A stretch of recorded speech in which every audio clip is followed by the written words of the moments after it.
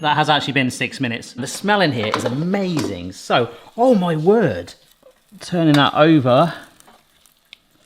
Beautiful.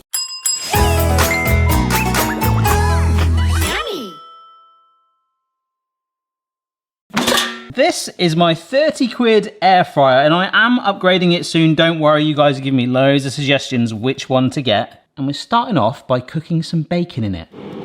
Roughly 10 minutes. First recipe is bacon. The other day I saw a list that said these are the best things to cook in an air fryer, and it's not really recipes, it's kind of like things, hence the bacon in there. Now, depending on the thickness of the bacon and how well you've done it, which of course is a very controversial thing even in our house, it takes around about 10 minutes. We might turn it over once. I've added no oil, no flavorings, which of course you could do. So for today's video, we're going to work through some of the items on the list, including the bacon, to see, well, does it work? Has it failed? Does it taste better? And actually, is the normal method that you would do instead actually more simpler? Is it actually worth doing it? Do you know what I mean? I could have phrased that better, sorry.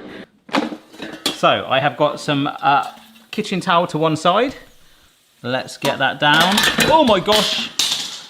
My cheap air fryer does have the rubber sort of feet. They kind of slipped off and I never found them. I think the dog ate them. But I'd say that's pretty good. Look at all that fat. Wow, that is crazy. And the good thing with the vents in the air fryer bucket is a lot of that fat drained through. I will need to wash my bucket out before we move on to the next food. But I would say 10 minutes. It was quite a thick bacon. It's half between how I like it and how Mrs. B likes it, like proper crispy. Like you can see that's a bit crispier, this bit. Right, let's have a go. I would say that is actually healthier. Like you can't taste hardly any sort of fat on there. Obviously, we've got a heck of a lot out of it. Wow. So what I think it would be good for is if you didn't mind having this as a topping, which in fact I might keep for the thing we're doing right at the end, is it's actually pretty good. If you don't really mind that much, or if it's going in a sandwich chopped up, but if you really want some decent bacon. And this is one downside to this air fryer. Remember I did the AI air fryer recently that had that viewing window so you could really see what's going on. Side note to my Patreon, Pamela, please get in touch because I want to send that to you. You won the latest giveaway. That's only my downside, is that I could not see how well that was doing. Obviously I could keep opening it, but for that simplicity, that laziness, that's what I liked about it. So I think I'd personally still rather grill it or pan fry it so I can really get it exactly how I wanted. But for certain scenarios where you just need bacon for a thing, that's all right. Yeah, I'm just gonna try and show you. See all that grease in there? That is really, really good to get that out, isn't it? Wow. Like when you're cooking it in a frying pan, yeah, you're not gonna get away from that as easy. Our second one, which I'm pretty excited about here, I'm pretty excited, I am excited about this, is peppers. Who doesn't love a blistered pepper? I've taken the rack out of this one, so they're gonna sit on the bottom, because I find this is a really good place to shimmy in flavorings and seasonings and also coat it in oil. So this is just some salt, spray oil, and we'll do this a couple of times during cooking, so that's probably the only real downside. 400 Fahrenheit, aka about 200 C, for 10 minutes, 5-minute stage. I'll shimmy it around with that spatula and that should give us lovely, gorgeous blistered peppers. That is one of my favorite things to snack on, apart from chocolate. Chocolate, yeah, sorry. If this works, normally I'd like roast it in my oven, which is obviously a much larger space to warm up, and you've still got to keep your eye on it a little bit to get it just right. I think this could be an amazing little snack. All right, that has been 5 minutes. Can you see? Let me see if I can get that to you. That's fairly blistered, and I don't even need my spatula. I can just shimmy it around like this. Oh, and you can see a little bit of char in there. Surely you can see that with your eyes. You're not gonna use your ears, are you? Back in there for another 5. That has been 12 minutes. I could keep pushing it to blister it even more, but what I love is that rack isn't in there, so every now and then if you're cooking something else, you could just walk along, shimmy it in and just shove it straight back in there. Absolutely gorgeous and charred. See, sort of nice and crinkled, like when you've been in the bath too long, and blistered around the edges. Nice. Oh, hot. That is amazing. And I could see myself having that at night just as a little snack, because compared to in the oven where you've got to heat all that up and you're looking at it with the oil on it and maybe turning it, I actually really like the grab, shimmy, shimmy, shake. Maybe I should trademark that. It's lazy, but if you're cooking something more important, if you want to keep your eye on a burger or something like that as you're cooking that in a pan, for example, or in an air fryer, that could genuinely become my preferred way of cooking peppers. Next up is chicken breasts, which apparently can be made really, really juicy in an air fryer. So they're actually relatively similar size, but just to help it, by bashing it flat, it'll increase the surface area, which will also enhance your chances of not having a medium rare cooked chicken, okay? Yeah, wow, they look massive now. So they are going into a Ziploc bag. I'm gonna be quite lazy with this as well. I'm just gonna like roughly pour in some herbs and spices here. So we've got some ground coriander, garlic pepper, onion powder, 1 part of each of that, and then I'm gonna add in 2 parts paprika, so a lot more, just because I love paprika, as you know. I feel like spray oil is a little bit cliche with an air fryer as well, so we're just gonna pour in, hopefully you'll see this through the bag, just a little bit of standard vegetable oil. Massage that all in. But apparently air frying chicken breast makes it super juicy. And we'll just dump that like that, see where it lands. Okay, in that goes. That has actually been 6 minutes. The smell in here is amazing. So, oh my word. Turning that over. Beautiful. And just over another 6. Obviously, depending on how big the chicken breast is and how well you bashed it, you might want to do a bit longer. It should be done. Oh, you sizzling mess. You've destroyed the rack. The next one doesn't need a rack. Whilst that was cooking, I literally just chopped some onions, nice into strips. They kind of look like white eyebrows. They're over there, just to one side. And this one was sort of folded in half, so you can actually see the white center there. So I'm fairly confident that's cooked through. And it does look rather juicy. So yeah, I'm gonna have to clean this bucket out. So what I'll do is just put that down there, just to let the chicken rest a little bit. You can see some of the juices coming out there. Oh my gosh, I've done it again. I was trying to show you how dirty that is and it fell on the floor, damn it. Yeah, I've just got to clean my floor a minute. Just letting that chicken rest. I've cleaned out the base of the bucket a little bit, taken the rack out. So that's going to get cleaned separately because it proper destroyed that. So good spray oil again. This time, I'm not even going to use my spatula. I'm just going to shimmy it and let the onions jump out like that and escape. You're going back in, mate, sorry. Same cooking time as the peppers, exactly the same process, shimming it each way. And just like the peppers, and I have to be completely honest, I have eaten about half of them already off camera. They're so tasty. Not the most unhealthiest snack, is it, to be fair? Rather than cooking onions in a pan, bung them in there, shake them up, even chuck peppers in with it. In fact, we could have done that. I should have done that. I should have done that.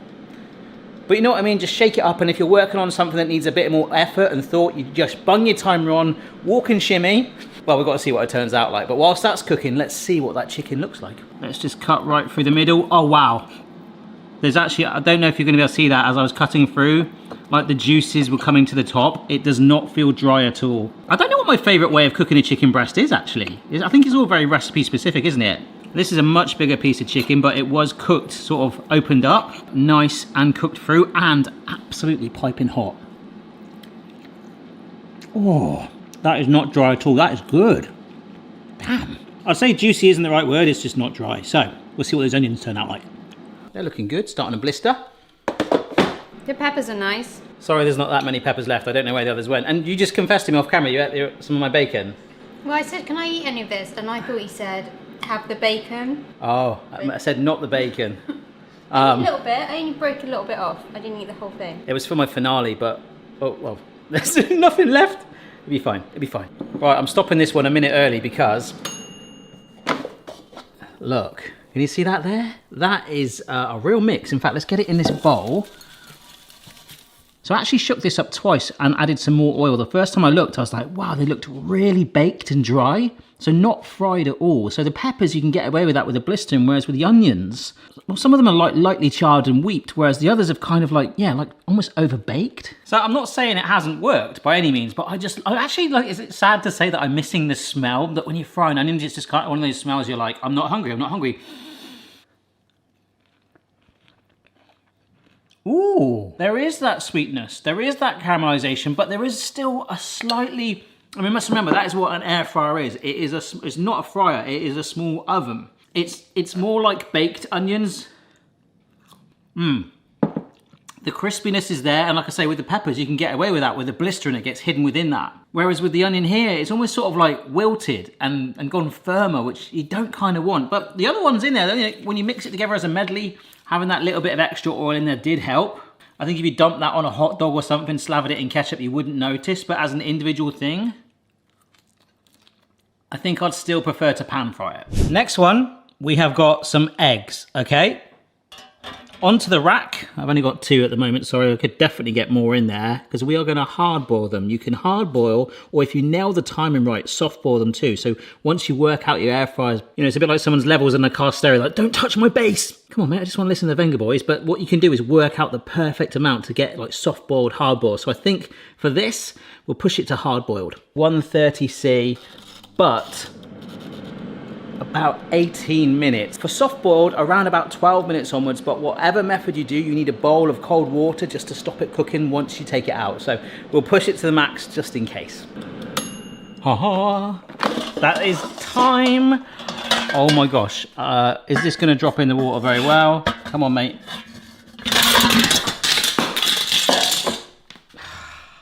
Great day to be wearing barefoot, eh? So that should stop them cooking. That's really crazy because it's actually warmed, sorry, I'll go down a bit, warmed the water a little bit. The heat from the egg is like, yeah, just imagine that, like your gas boiler is broken, but you've still got electric, right? Just go with it. So you air fry some eggs and you need a hot bath, so you just chuck a load of eggs in the bath to warm your bath up. There we go, that's literally what we've just done. We're gonna need some ostrich eggs for that. Let's take off the top. All right, well, I can't argue with that. That is definitely nice and cooked through. That is firm, it's not runny at all. That is hard boiled. Look, oh, look at that. That is a perfect yolk in there. Absolutely fantastic. I really, really dislike boiled eggs, so I'll leave it like that. Mrs. B loves them, so she can eat that later, I guess. Make an egg mayo sandwich or something. I don't know, for me, it's egg mayo never... So going back to like the theory of this, like, is that actually more useful? Is it less effort? I think this one actually is, because boiling an egg, of course, there's loads of gadgets we've seen over the years for that, and you've got to like manage your water a little bit and drain it off. Of course, we needed this water, but I didn't turn it. I just shut the door, left it to it, plonked it in there. If you get your timings right, that is a really lazy way of boiling an egg. But remember, we're not boiling the egg, so it's not a hard-boiled egg. It's a hard air-fried egg, which, to be fair, is an oven, like we said, so it's an oven-baked egg, isn't it? Nice. Now, this next one is a little bit like the onions and the peppers in some ways, but I'm glad that I cooked the onions separately, because if I bunged it all in together and did, say, like fajitas, which is really popular in an air fryer as a recipe, we couldn't actually understand individually which one works best, and the peppers were insane. The onions, as we saw, were not too bad. They taste more baked. Now, these are some baby carrots. I'm not going to peel them. I will wash them and just give them a little scrub. But I'm a little skeptical about this because we can flavour it. We will put some butter in with this too. But they only cook for like 10 minutes and they are quite stubborn. So normally I'd like either parboil these just to soften them up, or you would roast them. And we could Ziploc bag this like a little bit like the chicken and shake all the coating over it. But I think we'll just do it in the bucket. Like the onions and the peppers, we can shimmy. And this is, I don't know why, they're quite stubborn. How the heck are they going to get cooked so quickly? Because the cooking time is really short. This is 2 tablespoons of butter, just roughly chopped up, so the heat should mingle with that. I'm going to add in some oil too, some more salt, pepper, why not? Why not? Some rosemary, just get that on there. Give it a little shimmy together. I will stir this. I could do the shaky shake, but just want to make sure that is all coated on there. I just flicked butter in my face. So in 10 minutes time, that is the cooking time. That is the entire cooking time, but it is a whopping 200C, which is as hot as my air fryer goes. About 400 Fahrenheit, I think, which is almost double the temperature that the eggs just had. So we'll see what happens. I'll give it a shimmy in about a minute once that butter's melted. In fact, let's look at that. Oh, there we go. So that's been about a minute and you can already see that butter starting to melt. Oh, that is really, really fun. This is one that I'm most cynical about though. I'm like, how the heck, like those carrots are like firm and actually quite fat, like the size of a standard carrot at one end. So this will be impressive. I'm feeling a little bit uncertain about this. I have really doubted it. So let's have a look. Oh my word. Look at that sizzling. Oh, that's amazing. It is like coated in that oil and butter and the herbs are on there too. I was doubtful, but I think that might have worked. Now, this isn't the one I'm most skeptical about. That's at the end. But let's just see if a fork goes through it. Ooh, it does. It's not completely soft, but that feels like it's cooked through soft, if you get me. Basically, it's not mushy. What? That is definitely the same size as a standard carrot right at that end. That is amazing. All right, that has really surprised me. And again, a little bit like the peppers, like rather than the effort of roasting it in the oven, bunging it in there. Like I say, I shimmied it once only because the butter wasn't fully melted and dispersed. It's lazy cooked carrots, but in a good way. All right, before we go on to our final one, we're doing something that I think will work. I'm gonna butter both sides of the bread, why not? Because we are making a grilled cheese sandwich in the air fryer. Nice and easy. So effectively, we're gonna melt the cheese, it's gonna wedge it together, we're gonna toast the bread. In fact, I might lift this straight onto my tray here. There you go. Drop that in.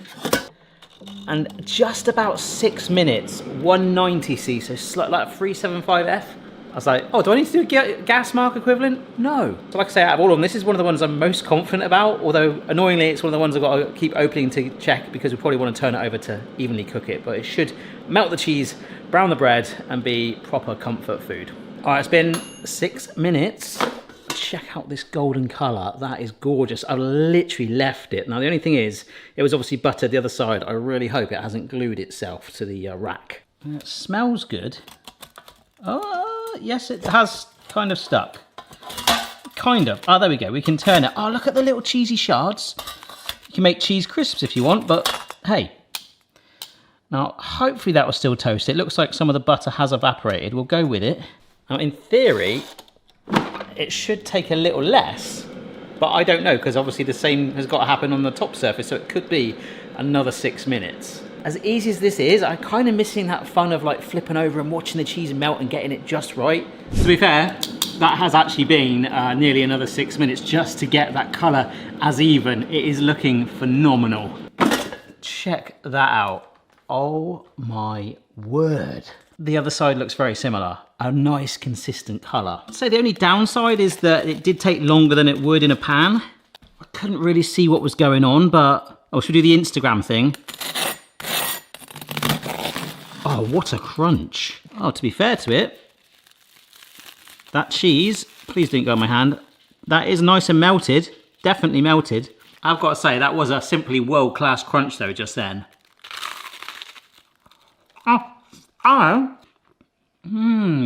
Okay, that is almost like not a grilled cheese, it's become something else. It's almost like too neat. I want sort of more droop and mess and that visual control where I can see what's going on, which this doesn't give, but it kind of gives you like a safety net, a happy basket where it's all encased in a cheesy, toasty heaven. You can't deny the colour is consistent, the cheese is melted. Again, once you've nailed the timings, it's like proper lazy cooking. These shouldn't be called air fryers, they should be called lazy cookers. There's a few other things on the list that I kind of disagreed with. It was like frozen French fries, frozen hash browns. I'm like, well, you've already bought that from the shop. You're basically cooking it like that. What I liked from these is they were generally things we had to make or just the pure ingredients. Now, this last one, we're making a baked potato. Now, in the house, I'm very, very passionate about the baked potato. Obviously, having children, sometimes on a weeknight, we want to make one as a very quick fix where you bung it in the microwave. And it's kind of like you get like a wrinkly skin on the outside and it is cooked, but it's just like, meh. It's like eating a flannel. And don't get me wrong, for the kids, it really got us out of trouble. But the effort, that slow cooked sort of sweetness, the crispness that a jacket potato gets when it's slow cooked in the oven, for me, is just one of the most ultimate comfort foods. But apparently, you can do that in an air fryer in roughly 35 minutes. Roughly, it could be 40, but in an oven for me, I normally push it for a solid hour at least to really get that crispness on there. So let's do it. If we're going to do this, we're going to do this properly. We're going to try and fit all 4 of these baked potatoes that I've just given a little wash and a dry into the basket. So I'm just getting a fork, just like I do with the oven. In fact, this is literally the same steps I do. So piercing it all over. There is still that hack I need to try where someone sent me to try it with Mrs. B, where you basically stick the fork in the oven with the potato, like wedge it right in so it acts as a sort of conductor. But you can see how tough these potatoes are when I'm pushing into them like this. Okay, so here's my favorite thing out of the whole thing of making jacket potatoes. So they're pierced and in that bowl, drizzling on the oil. And I'm gonna do like a really generous amount of flaky salt. And the same with the pepper. And if you're not happy with the way it catches, this in the oven, you could normally like give it one extra final sprinkle. We might do that, we'll see. Coat it really well. I think it might be tight, you know, so we'll see if we can get them all in. Oh, it should be okay. But like I said, that oil has actually absorbed some of that coating so it doesn't sort of stand out as well. So I am going to give it a bit more on there. Oh, so good. But yeah, 200°C, so 400 Fahrenheit. Again, basically the hottest this thing can go, first of all, for half an hour. Of course, if I want to be inquisitive, I could open it and just see how it's getting on. I'm going to trust the process. After half an hour, I might want to turn it over, maybe season it a bit more. But apparently, in roughly 40 minutes, I should get some gorgeous, crunchy baked potatoes, pretty much the equivalent I get in my oven for almost 25 minutes more. I'm so impressed by this. Check that out. They look absolutely amazing. And a bizarre reference that I seem to make way more than I should on a cooking channel. They look like the stones from Indiana Jones' Temple of Doom. They're weeping, they're singing to me. I think right now they're already done. So remember, that was the majority of the cooking time. So if I do turn it over, you can see slightly where, yeah, that has been hiding away. And obviously we seasoned it again on top. So there is a difference there. I could eat them, but I'm gonna push it on. So maybe just a little bit of spray oil to tack the surface so that a bit more salt and the peppermill, get that to go on there again. 10 more minutes, but like I said, genuinely, I think they would be ready now. And that's all 4 of them in there. It's quite full. When I was younger, and I often thought to myself, I wonder what it'd be like when I'm older. I have no idea I'll be doing stuff like this, but then I never knew that I would be so excited for baked potatoes. And that is how I feel right now. Look at that. Insane. I am so excited about baked potatoes. This is unreal. All right, let's have a little look at this. I'm going to break through. Oh, wow. See, it's still got a light crunch. It is proper hot. Oh, and a real fluffy middle, all softened. And you know what? They're kind of invincible. You could keep it going and get that real crunch on it. For me, it's all about driving that flavor into like more of a delicately crisp skin. But hey, some of you guys, and I've talked about this before, actually like the microwave method. For me, it's just like the color, the flavor, the charring. It's like, come on. Try and cool it down a little bit with a blob of sour cream. And why not garnish your jacket potato with some fellow air-fried foods? So we've got a bit of onion there, some chunks of carrot. See, quite a nice combo. And then, rewinding right to the start of the video, Mrs. B did very kindly leave me a little bit of the bacon left. I hope you'll agree, that is a very hot, but awesome looking baked potato with fantastic colour, flavour and light crunch, hopefully. Let's try it. Oh my gosh, you probably didn't hear the crunch there because the microphone's quite far away, but like a delicate, lighter one. I do feel like pushing it for like another 20 minutes. Not quite as much as what it would be when I put it in the oven. Just more pushing it, that heat on there will build up that crunch. But sometimes it can almost get too crunchy and end up like a tree. Lovely flavour, that combo. Yep, there's a light crunch on the skin. That bacon is really standing out in that. And the potato, most importantly, is softened through. It's light, fluffy. And I don't know why, I was so skeptical about this. And the carrots, that has really made me want to make baked potatoes in the air fryer like all the time. This thing has worked an absolute charm today. So although today wasn't really necessarily like recipes, it was more like things. And it stood out and I was like, yeah, I really want to try this out. So hopefully you found it interesting. I've now got an air fryer playlist with videos I've done so far. There was a video I did recently where it was like the 5 best things that I like to make. They were all meals in the air fryer. So if you've not seen that, do check it out. I will be doing some follow-ups to that, maybe some different categories like breakfast, things like that, because I really do think I'm starting to like these. And there's sort of like a charm. I know you guys are going to suggest more air fryers, but there's a little charm to this rustic machine, smashing out all the food it's done today. I think out of all of it, I was absolutely amazed by that jacket potato. I was disappointed probably the most with the onions, but actually things like the egg and the peppers and even the bacon, the grilled cheese was kind of like ultimately toasted. It wasn't just one side. It was kind of like this like 3-dimensional crunch. Absolutely bonkers.